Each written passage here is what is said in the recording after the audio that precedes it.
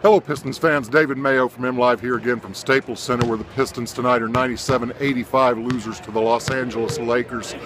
They finished the road trip 2-4 on this western swing, their longest trip of the season, which before the trip began you certainly would have cast that probably as a favorable result. 2 wins out of 6 on the western trip.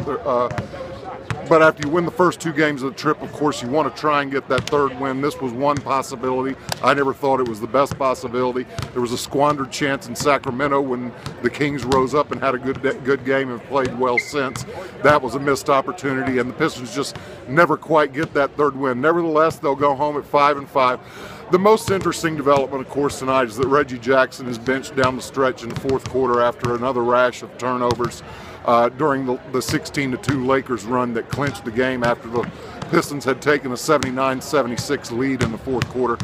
That makes Spencer Dinwiddie the closer tonight, after he came into the game, as far as anyone knew, as the 3rd Pistons point guard. He was the first point guard off the bench for Detroit in place of Steve Blake, who hasn't played well.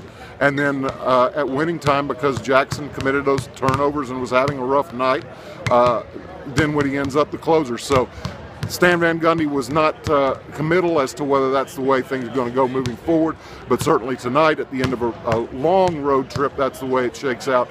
The Pistons get the Cleveland Cavaliers coming home, so things aren't going to get any easier Tuesday. But 2-4 on this road trip isn't as bad as it's going to be cast by the Pistons in the aftermath. It's just they would have liked to have found that 3rd win that they never could quite get during this trip. I'll see you back Tuesday from the Palace of Auburn Hills, and we'll see if the Pistons can get something going back at home.